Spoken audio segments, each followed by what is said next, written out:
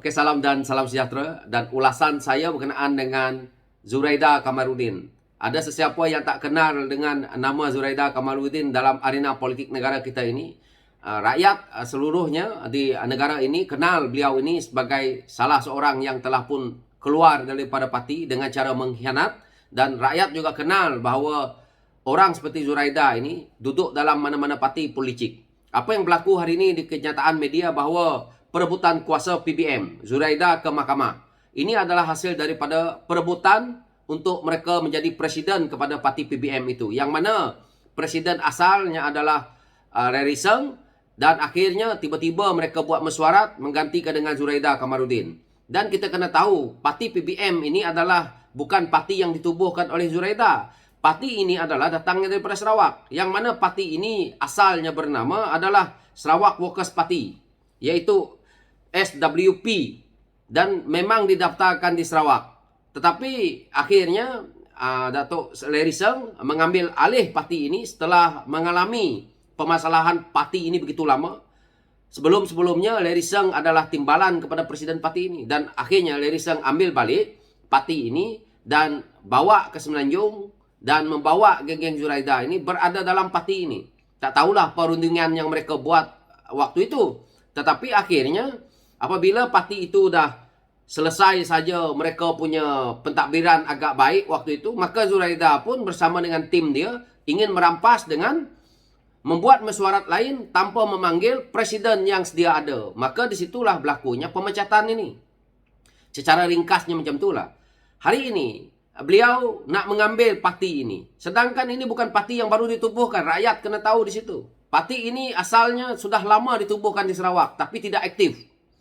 Begitu juga, kalau kita lihat sejarah Zuraida berada dalam PKR. Mereka cuba merampas PKR itu daripada presiden yang ada hari ini. Dan juga waktu itu adalah Wan Azizah yang sebagai, ataupun Datuk Seri Wan Azizah yang sebagai presiden ataupun yang menjaga parti PKR sewaktu Datuk Seri Anwar Ibrahim ada dalam penjara. Jadi beliau bersama dengan Azmin Ali cuba sedaya upaya untuk mengambil PKR itu. Yang mana kita tahu macam-macam mereka buat dalam parti PKR.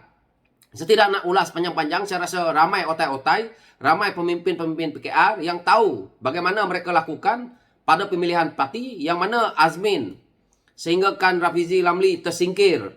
Bagaimana Zuraida sehingga kan mengatakan masuk dalam parti PKR bahawa beliau tidak kenal pun siapa Datuk Seri Anwar Ibrahim. Inilah sikapnya orang bernama Zuraida ini. Hari ini akhirnya dengan parti PBM ini, beliau juga merasakan bahawa parti ini miliknya.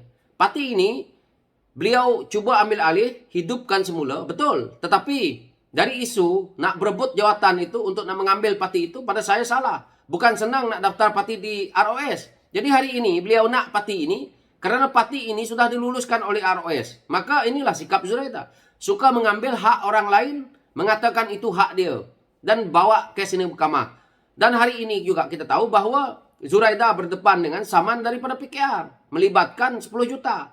Yang mana beliau bertolak dalih mengatakan beliau tanda tangan surat itu dipaksa, yang mana beliau tak bacalah dan sebagainya. Sebagai kepimpinan kanan yang berada dalam PKR, Zuraida sepatutnya tahu apa dia selok-belok yang dia nak tanda tangan. Macam mana jadi pemimpin seperti ini kalau kamu kata orang paksa kamu. Jadi kamu berada di barisan kepimpinan pusat. Apa yang kamu buat? Apa yang kamu mesyuaratkan?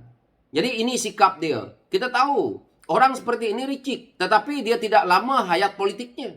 Apa yang berlaku? Beliau rasa bahawa beliau dah pun mempunyai pengaruh yang kuat apabila menang besar di Ampang. Tetapi apabila mengkhianati PKR itu, akhirnya jatuh terkulai. Orang dah tak mempercayai. Jadi Zuraida merasakan bahawa beliau adalah orang yang hebat. Tetapi sebenarnya, beliau tidak melihat ke arah bahawa parti yang beliau duduki itu adalah yang menyebabkan beliau itu hebat. Tanpa parti PKR dulu, Zuraida itu tiada siapa-siapa, tiada orang yang kenal. Kita tengok hari ini, apabila kalah, dah mula lenyap daripada arena politik. Rakyat dah tak ingat lagi dah nama Zuraida ini. Tetapi hari ini berebut dengan Larry Seng berkenaan dengan parti ini. Mengikut ROS, apa yang dikeluarkan bahawa Larry Seng sah sebagai presiden. Saya tidak menjebelahi sesiapa-siapa kerana ini parti mereka, lantaklah. Tetapi Dari sisi yang sebenarnya memang betul Larry Seng adalah presidennya, dan kamu buat mesyuarat di belakangnya, kamu mengatakan bahwa tukar presiden. Mintalah kebenaran daripada presiden lama itu dulu. Jangan melanggar ya. Inilah sikap mereka nih. Melanggar. Dalam PKR pun melanggar saja. Maka sekarang ni kita bolehlah katakan bye-bye Zuraida. Lepas ni nak masuk parti mana lagi? Masuk, kita tengok betapanya rakusnya dengan jawatan ni. Kalau kita tengok sikap Zuraida ni, dia cuba masuk parti Bersatu kerana tak ada jawatan di situ. Maka dia keluar. Kerana dia nak merasakan bahawa dia nak jadi bos. Akhirnya ini, penyakitnya ini. Dalam PKR pun begitu. Beliau rasa beliau boleh menjadi bos. Beliau rasa nak mengkhianati Datuk Seri Dr. Wan Azizah waktu itu. Kerana ini kesempatan mereka. Sebab itu, kalau kita tengok, mereka melihat Datuk Seri Anwar Ibrahim berada dalam penjara itu adalah satu jalan yang terbaik untuk mereka mengkonquer.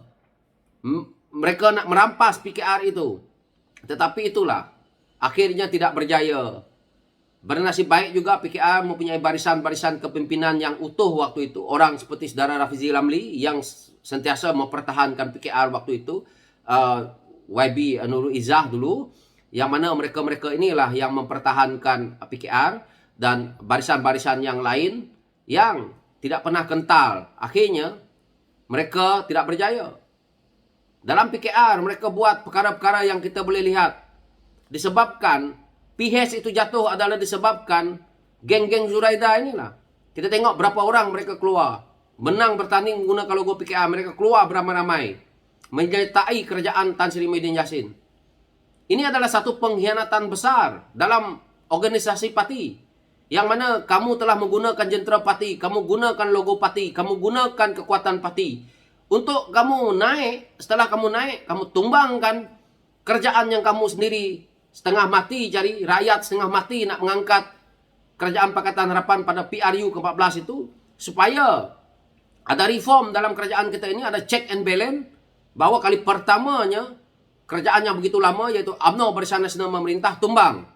Sepatutnya, walaupun kesalahan ada pada Tun waktu itu, iaitu meletakkan jawatan dan akhirnya tumbang ambing, tetapi kalau orang PKR itu sendiri tidak mengkhianati waktu itu, kita masih ada dalam berapa orang waktu itu, maka kerajaan tidak boleh bertukar kerana cukup lagi majoriti melebihi 112. Tetapi kerana geng-geng Azmin dan Zuraida inilah akibat yang telah pun kita terima di PRU ke-14 itu, kerajaan bertukar dan Perdana Menterinya bertukar-tukar lagi.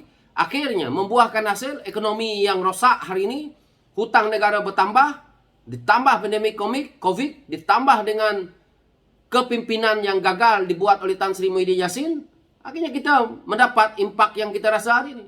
Jadi orang seperti Zuraida Kamaruddin ini berada dalam barisan politik negara tidak menguntungkan rakyat. Menguntungkan beliau adalah beliau jadi menteri. Apa yang beliau laksanakan? Semua projek tender melibatkan diri beliau. Saya rasa kalau disiasat ni nanti pun dia sangkut lagi. Banyak hal yang beliau belum lagi selesai ni. So itulah yang saya lihat daripada orang seperti Zuraida Kamaruddin ini. Beliau suka merampas hak orang yang bukan hak beliau sendiri. Kalau Zuraida betul-betul hebat hari ini, beliau kata rasa ada pengaruh, pergilah buat parti sendiri. Janganlah berebut parti orang lain. Ini parti asal daripada Sarawak, bukannya asalnya Zuraida yang tubuh. Yang bawa parti ini untuk mereka duduk ini adalah Larry Seng. Dah duduk dalam parti itu, tiba-tiba nak tukar presiden. Lepas tu buat meeting tanpa presiden yang ada. Memanglah salah. Ini pun nak bawa lagi ke mahkamah. Inilah sikap Zuraida ini supaya rakyat di luar sana nampak. Sekian pencerahan saya berkenaan dengan Zuraida ini. Terima kasih.